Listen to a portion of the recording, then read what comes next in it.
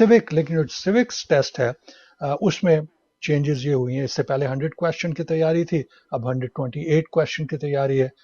उसमें पहले जो था वो 10 क्वेश्चंस में से 6 दुरुस्त होने चाहिए थे, अब 20th क्वेश्चन में से 12 जो है वो दुरुस्त होने चाहिए। और एक और मैं जो बात आपको बताना चाहता हूँ कि कुछ लोग समझते हैं कि अगर वो इंग्लिश पढ़ लेते हैं और उसके अलावा जो है वो इंग्लिश लिख लेते हैं, और इंग्लिश में स्पीकिंग पावर भी इंग्लिश की स्पीकिंग पावर है, लेकिन कई लोगों को मैंने देखा कि उनकी अंडरस्टैंडिंग जो है वो इंग्लिश को अंडरस्टैंड करना उनके लिए मुश्किल होता है। वो कि उन्होंने बड़ी मेहनत से जो है कोई तैयारी की भी होती है, लेकिन अगर वो जो क्वेश्चनर है, जो जो जो इमिग्रेशन ऑफिसर क्वेश्चन कर रहा है, उसके क्वेश्चन बार बार उन्हें कह रहे हैं कि प्लीज़ रिपीट योर क्वेश्चन, और उसको समझने में दुश्वारी हो रही, तो ये भी डिस्क्वालिफिकेशन हो जाती है। तो मेक श्योर कि जो शख्स भी इंग्लिश के टेस्ट के लिए जा रहा है वो अंडरस्टैंडिंग के पहलू को भी जहन में रखे, और जो भी सवाल पूछे जाते हैं ध्यान से उनको सुने और उसके बाद उसका जवाब दे। और बार बार अगर कहता है मुझे समझ नहीं आ रही, दोबारा रिपीट कीजिए, और मुतवातर ऐसा हो रहा है, तो ये भी वजह बन सकती है। इसके अलावा जो है आपको मालूम है, खासतौर पर नौजवान लोगों के लिए सिलेक्टिव सर्विस का मामला जो बड़ा अहमियत रखता है, कि वो सिलेक्टिव, वो लोग के जिस वक्त उन्हें ग्रीन कार्ड मिला था उनकी एज जो थी वो 18 ईयर्स और 26 के दरमियान थी, और मेल एप्लीकेंट जो है या फीमेल पे इसका इतलाक नहीं होता, तो उन्हें सिलेक्टिव सर्विस के लिए जो है वो एप्लीकेशन देनी होती है और अपने आप को रजिस्ट्रेशन करवाना पड़ता है। अगर रजिस्ट्रेशन नहीं हुई तब भी आप इसका इसको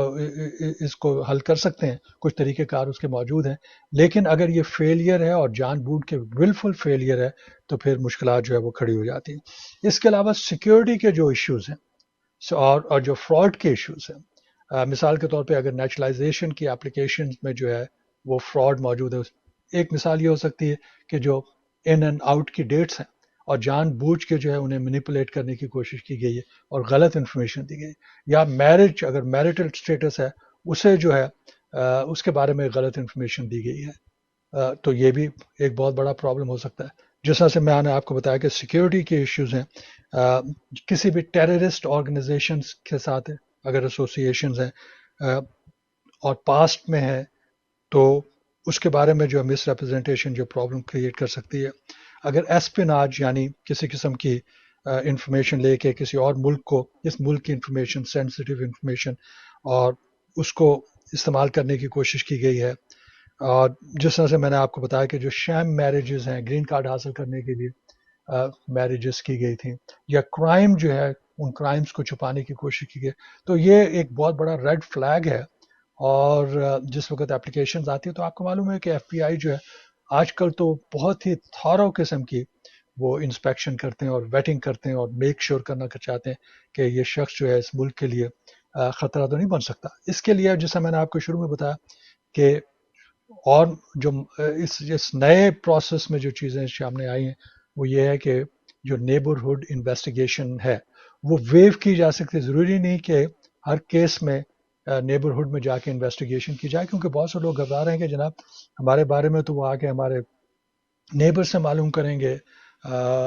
इसके अलावा हमारे एम्प्लॉयर से मालूम करेंगे, कम्युनिटी ऑर्गेनाइजेशन से मालूम करेंगे। जी नहीं, ऐसा नहीं है। अगर आपकी एप्लीकेशन जो है वो प्रॉपरली प्रिपेयर की गई और जिस तरह से मैंने बताया कि उसमें आप एडिशनल डॉक्यूमेंटेशन सबमिट कर रहे हैं गुड मॉरल कैरेक्टर को साबित करने के लिए, तो फिर उस सूरत में वेवर हो जाती है। उससे मुराद ये है कि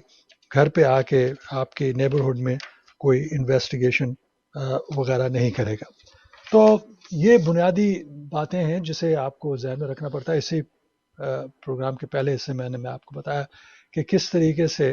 नेचुरलाइजेशन की एप्लीकेशंस में कमी वाक़या हुई, उसकी वजूहात क्या थी वो मैंने आपको बताया। और फिर दूसरा ये कि क्या ये वक्त जो है वो दुरुस्त है। जी हाँ, बिल्कुल दुरुस्त है। अगर आपकी एप्लीकेशन में जो है किसी किस्म की प्रॉब्लम्स नहीं है तो कोई घबराने की ज़रूरत नहीं है। लेकिन अगर कोई छोटा मोटा भी क्रिमिनल रिकॉर्ड मौजूद है तो मेरी स्ट्रॉन्गेस्ट रिकमेंडेशन होगी किसी भी सीजन इमिग्रेशन लॉयर से रब्ता कीजिए जिन्हें क्रिमिनल लॉ का भी पता हो और वो आपको प्रॉपरली जो है इसके बारे में इंफॉर्मेशन जो है वो प्रोवाइड कर सकें। नाज़रीन, ऐसा करते हैं कि मेरे पास वीज़ा बुलेटिन भी है, ऐसे वीज़ा बुलेटिन को कवर कर लेते हैं اور تیزی سے کور کرتے ہیں کیونکہ میرا خیال ہے ہمارے پاس اتنا وقت نہیں ہے، لیکن موٹی موٹی باتیں جو ہے میں آپ کو بتا دیتا ہوں۔ اچھی خبر یہ ہے کہ جو مئی کا ویزا بلیٹن آیا ہے، اس وقت ہم اپریل میں ہیں،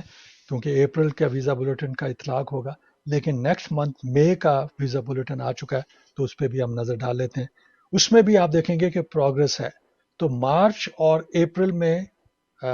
خاصی تیزی سے یہ معاملہ فارورڈ ہوا، اور اب بھی اس میں جو ہے ہم دیکھیں گے کہ اچھی چینجز آئی ہیں۔ اب F1 سے شروع کر لیتے ہیں، جو امریکن سٹیزنز کے سنز اینڈ ڈاٹرز ہیں لیکن میرڈ نہیں ہیں، ان کے لیے F1 کیٹیگری ہے۔ اور میں آپ کو کمپیریزن بتا دیتا ہوں، اپریل کا جو ویزا بلیٹن تھا اس میں ڈیٹ جو تھی مئی 1 2017 کی تھی، لیکن اب آپ دیکھیں گے کہ اس میں تقریباً 4 مہینے کا آپ کو فائدہ پہنچ رہا ہے جو اس کیٹیگری میں آ رہے ہیں، اور مئی کی جو ڈیٹ ہے وہ سپٹمبر 1 2017 ہے، تو اپراکسیمیٹلی 5 منتھس جو ہے یہ ایڈوانس ہوئی ہے۔ F2A اور F2B یہ گرین کارڈ ہولڈرز کے ریلیٹو سے ہے۔ F2A میں گرین کارڈ ہولڈرز کے سپاؤز اور ان کے وہ بچے جن کی ایج ابھی 21 نہیں ہے وہ آ جاتی ہے۔ جو ہمارے پاس اپریل کی جو ڈیٹ تھی وہ فیبروری 1 2024 تھی، لیکن مئی کی ڈیٹ جو ہے وہ اگست 1 2024 ہے، تو اس میں بھی آپ خاصا بڑا جمپ دیکھ رہے ہیں، تقریباً 5-6 منتھ کا۔ اس کے بعد F2B جو ہے جو گرین کارڈ ہولڈرز کے سپاؤس اور وہ بچے جن کی ایج 21 ہو گئی اس سے متعلقہ ہے،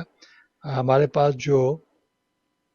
اپریل کی ڈیٹ ہے وہ مئی 22 2017 ہے، اور اس کے بعد ہمارے پاس مئی کی جو ڈیٹ ہے وہ مئی 22 17 ہے، تو اس میں بھی ہم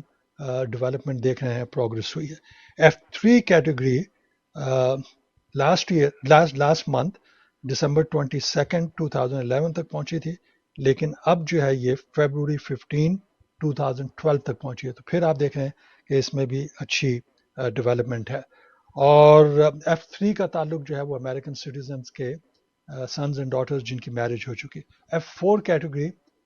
اس میں ہمارے امریکن سٹیزنز کے بہن اور بھائی آ جاتے ہیں اور ان کے بچے آتے ہیں، ان کے لیے ڈیٹ جو ہے ہمارے پاس وہ لاسٹ منتھ جولائی 8 2008 تھی،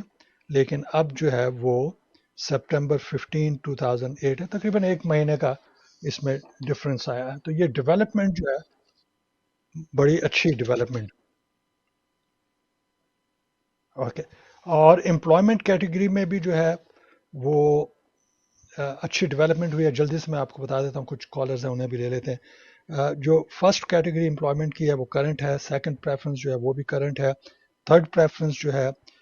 اس کے لیے ہمارے پاس ڈیٹ اس وقت جو آئی ہے وہ جولائی 1 2024 ہے، گڈ ڈیٹ۔ اور میں بتاؤں کہ انڈیا بھی اس سے بینیفٹ جو ہے وہ لے سکے گا، گو کہ وہ ورلڈ کا وائڈ کیٹیگری میں نہیں آتے۔ تو اس کے علاوہ جو فورتھ پریفرنس ہے وہ جولائی 15 2023 ہے، انڈیا کو بھی جو ہے تقریباً یہی ڈیٹ ملی ہے۔ تو امپلائمنٹ کیٹیگری میں بھی ہم دیکھ رہے ہیں کہ اس میں ڈیولپمنٹ ہے، اس کو میں مزید نیکسٹ ویک جو ہے مزید کور کر سکوں گا، اس میں یہ بھی میں بتا سکوں گا کہ اپلیکیشن ڈیٹس کون سی ہے جس ڈیٹ پہ پہنچنے کے بعد اپلیکیشن فائل کی جا سکتی ہیں۔